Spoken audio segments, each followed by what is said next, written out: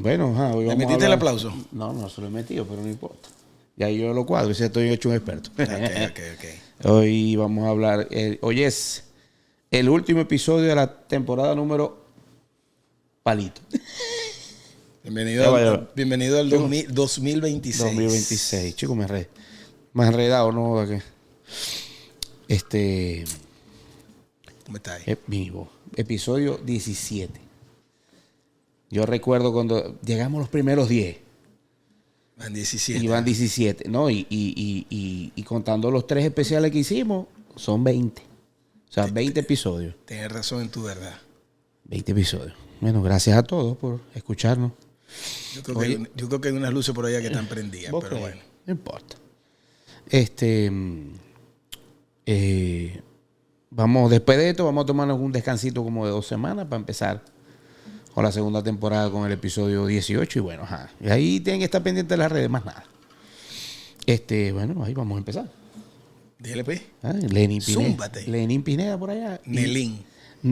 Vladimir Mardicucho por aquí. Contame. Coño, vamos empezando el año, por favor. Vamos a empezar a asustar de ahorita.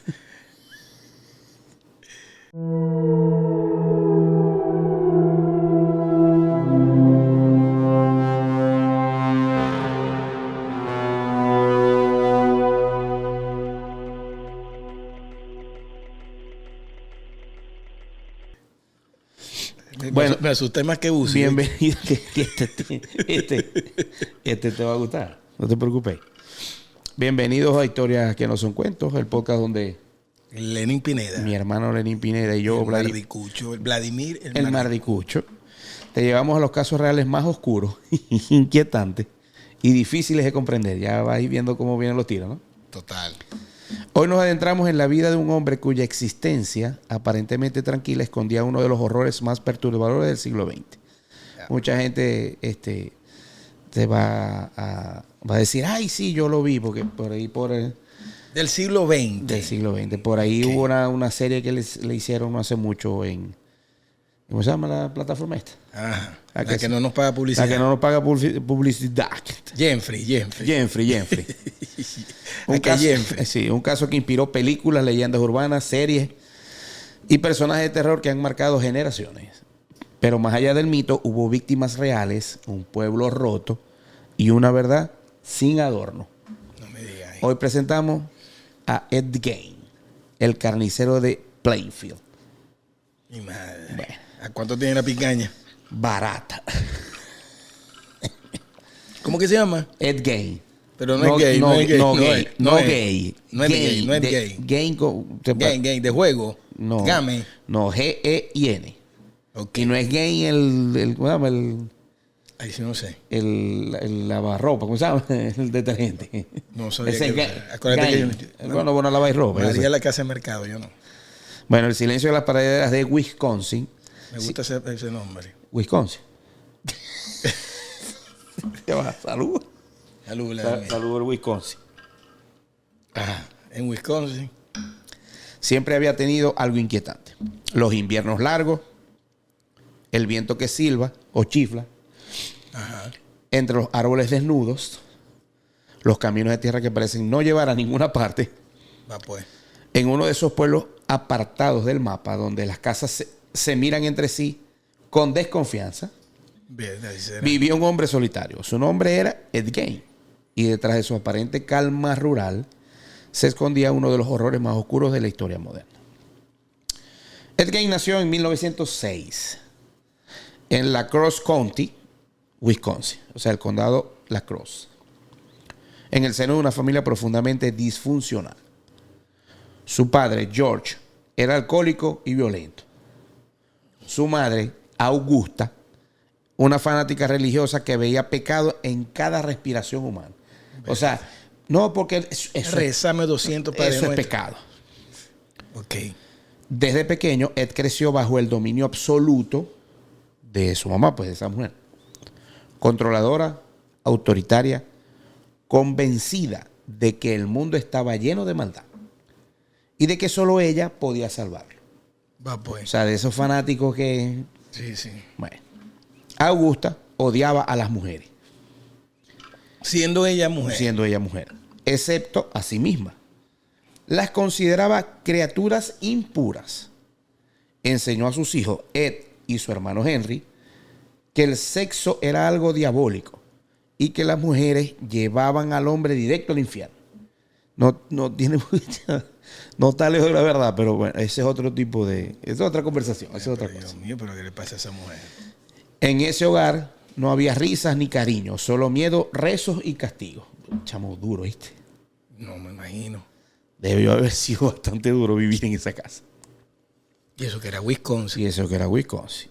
Cuando él tenía unos 8 años, la familia se mudó a una granja aislada en Plainfield, un pueblo diminuto. Allí Augusta decidió que sus hijos vivirían lejos de la corrupción del mundo. Les prohibía tener amigos, salir a jugar o a asistir a eventos sociales. La única voz que importaba era la suya. O sea, y el papá no se metía en esa vaina. Bueno, ya, seguime diciendo. Bueno. Ed, tímido y retraído, la adoraba como a una diosa. Claro, lo único que veía era eso y él se fue creando su concepto de eso. Sí, sí. Todo lo que sabía del mundo lo había aprendido de ella. Todo lo que amaba, también. Con los años, Henry, el hermano, empezó a rebelarse.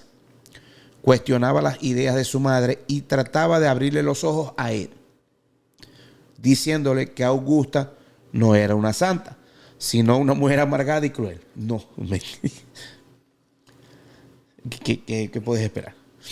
Pero Ed no lo quería escuchar. Hasta que un día, en 1944, un extraño incendio cambió el rumbo de sus vidas. O sea, 1944. O sea, tenía 30 y pico de años ya. Los dos hermanos salieron a apagar un fuego en los campos cercanos. Cuando los bomberos llegaron, encontraron el cuerpo de Henry muerto. Del hermano. Quemado, sí. La versión oficial dijo que había sido un accidente, pero las marcas en su cabeza contaban otra historia. Él fue quien llevó a los rescatistas hasta el cuerpo. Nadie supo cómo logró encontrarlo en medio de la oscuridad. Nunca se presentaron cargos. Perdón.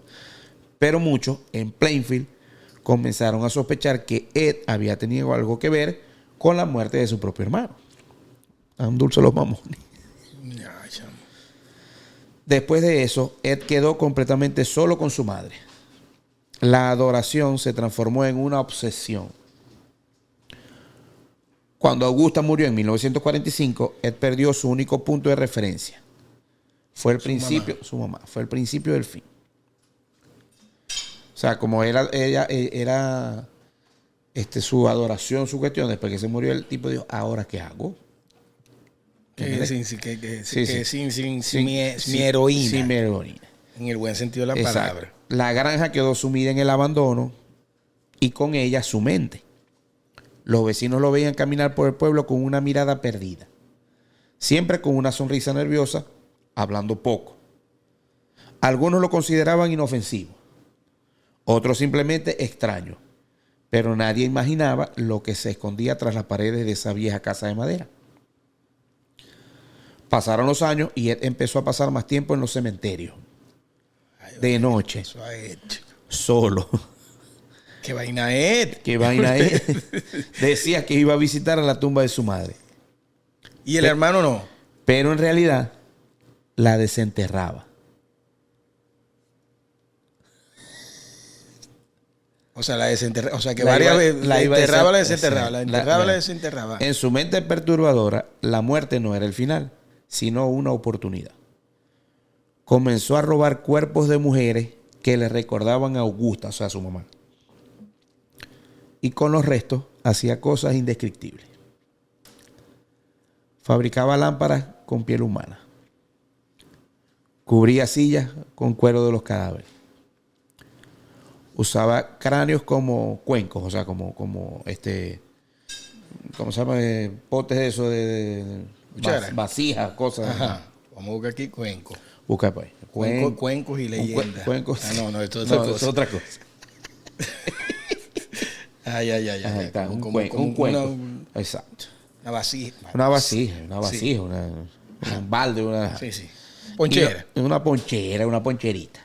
Y lo más aterrador, confeccionó un traje completo hecho de piel de mujer, con pecho, rostro y genitales incluidos. Cuando lo vestía, cuando se lo ponía, decía sentirse cerca de su madre otra vez. Casi que no estaba jodido el caso. No, y también era medio gay como el nombre. Pero si se ponía la vaina para hacerse sentir... Sí. Yo pensaba que me iba a decir, y lo más cumbre es que los vendió por Amazon. Pero no, en esos tiempos creo que no estaba Amazon. No. 1900, ¿qué? 40 y pico. 40 y pico. Entonces dice, durante años nadie sospechó nada. Sí, porque no estaba matando a nadie porque estaba desenterrando cadáveres. Exactamente. Porque mató un muerto que ¿qué cargo le va a tirar? Mató un muerto, entonces lo dejó un muerto y un muerto herido. Exacto, más o menos así. Un muerto lesionado. Sí. Ajá, hasta que nadie sospechó nada, pero hasta el 16 de noviembre de 1957. ¿Cuántos? Él nació en Él nació en 1906. Y pico. Se murió la mamá del 44. Empezó con la guachafa del 44. Del 50 y pico. Ajá, del 44. Hasta 57. Ajá, exacto. Yo soy malo en matemáticas. Fue como 8 años, ¿no? ¿Qué 8 años? 40 y pico de años. Sí, pero del 47 al 50. Sí, exacto, 8 años. Los 6 para el 50, no, más 7. Fíjate, la dueña... Más. Entonces, soy malo en matemáticas. Seguimos. Ajá, hasta que el 16 de noviembre de 1957, la dueña de una ferretería local de nombre Bernice Worden desapareció. Viva. Su hijo, que nada más y nada menos que era el sheriff adjunto del pueblo, encontró la tienda vacía, manchas de sangre en el suelo y el nombre de Ed Gein anotado en el último recibo de venta. De una vez, inmediatamente la policía fue a su granja y lo que descubrieron superó cualquier pesadilla. Dentro de la casa, el hedor era insoportable, imagínate. Restos humanos colgados. Buen provecho a la gente que está comiendo en estos momentos. Discúlpame, perdóname la disculpa, como dice. Ajá. Restos humanos colgaban de gancho como si fueran piezas de casa. De cacería. Había calaveras convertidas en taza. Un cinturón hecho de pezones humanos. Máscaras de piel cuidadosamente curtidas y un corazón guardado en un sartén junto a la estufa. En el cobertizo encontraron el cuerpo de Bernice Worden, decapitado y colgado boca abajo como un animal. Porque sí. Cuando lo interrogaron, Ed habló con una calma escalofriante. Admitió haber exhumado los cuerpos, haberlos desmembrado y haber usado sus restos para sus trabajos domésticos. Qué vaina, chico. Chamo, la mente es una cosa Pero a ver si entiendo. Bueno, seguimos. Ahorita vamos para el análisis. Análisis. Ajá. Dijo que escuchaba la voz de su madre guiándolo, diciéndole qué hacer. Cose aquí, vas a hacer Sí, anda a buscar esto, hacer la correa con 16 pezones. Entonces, para él todo aquello tenía un propósito: traerla de vuelta. Pero ¿cómo?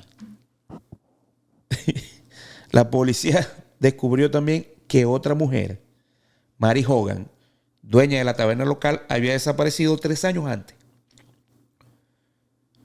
O sea, empezaron a sacar, ya, esta tipa está... O sea, él llega un momento que dio un paso más que ya no se conformó con los muertos, sino que empezó a agarrar gente vivo. Entonces, en la casa de encontraron parte de su rostro conservado como una máscara de la tipa, de Mary Hogan. Tenía 3 años desaparecida. Qué buena vez, coño, Ed. Estaba un poquito tocado. El caso conmocionó a Estados Unidos. Nunca antes se había visto algo así.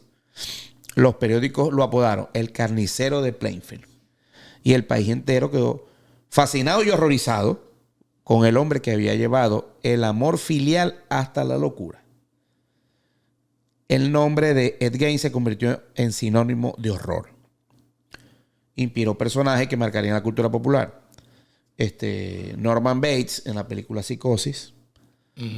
Leatherface en la masacre de Texas. Y Buffalo Bill en el silencio de los inocentes. O sea, que se inspiraron en Ed Gein para hacer esos personajes de la película. En el arquetipo de él. Todos sombras nacidas del mismo monstruo. Ed Gein. No, chico. Durante el juicio, los psiquiatras lo declararon mentalmente incompetente. No, chicos, si estaba clarito. ¿Y cómo llegaron a esa conclusión? Yo no sé. Descubrieron el agua clara. Fue internado en el Hospital Central del estado de Wisconsin, donde pasaría el resto de su vida.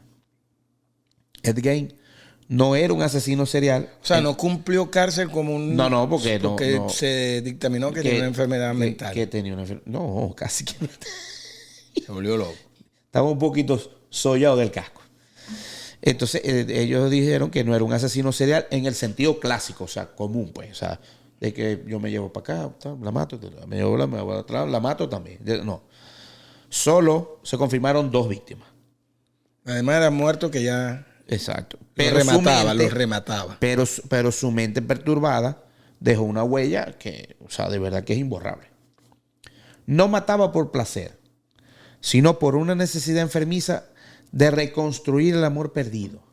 ¿Pero cómo? De sentir otra vez la presencia de su madre, aunque fuera con piel ajena. Por eso que te digo, la mente es una vaina muy arrecha. Pero la primera que agarró fue la mamá, ¿no? Claro. Que desenterró fue la mamá. Pasó sus últimos años tranquilo, amable, cuidaba las plantas del hospital. ¿Quién lo va a hacer rechazar? Cualquiera lo va a hacer rechazar. Yo no lo dejo cuidando, pero no ni el pesebre. Y respondiendo a los enfermeros con una sonrisa tímida. O sea, el tipo, no soy normal. Y bueno, estoy aquí, ¿qué más voy a hacer? Murió en 1984 de cáncer pulmonar a los 77 años. Fue enterrado junto a su madre en el mismo cementerio donde había cometido sus profanaciones. Y se autocomió. Ya. Y así el círculo se cerró. No, chico, ¿qué vaina es? ¿Qué vaina es? ¿Qué es? ¿Qué es, chamo? Pero por favor. No, chico. ¿Qué te puedo decir, Vladimir? Que no te había dicho. No, ya está aquí. Aquí no hay más nada que decir. ¿Cómo empezaste el año así, chico? Con esta descuartización. Descuartizamentación. Yo que empecé a hacer una parrilla hoy. ¿Vos? No, yo creo que no la vas a hacer. No. Loco, pero, o sea, ¿en qué estaba pensando Ed? Que al desenterrar la gente, quitar, pues yo he visto en internet están las fotos de los muebles, las fotos. Loco, o sea, como si fuera... Buscar. Como si fueran animales. Yo voy a hacer una silla. Y el tipo agarraba, iba a desenterrar el cuerpo, le quitaba el cuero al tipo, lo ponía como si fuera, o sea, vos sabes, a curar y tal, y hacía la silla. Y él mismo la cosía. O sea, tenía muebles de piel, pero de piel humana. De cuero humano. Y aquí estaba que empezó psicosis, ¿ves? Sí. El tipo, o sea, son las... O sea, este tipo... Era fue inspiración para toda esa película. Para un poco de películas locas de esas. Bueno, locas no, es del cine de terror. Sí, pero del cine de terror. No, pero sí hay una película, Ed Gein. Sí, en el 2000. Te estoy diciendo que hay una película y ahorita el año pasado sacaron una serie.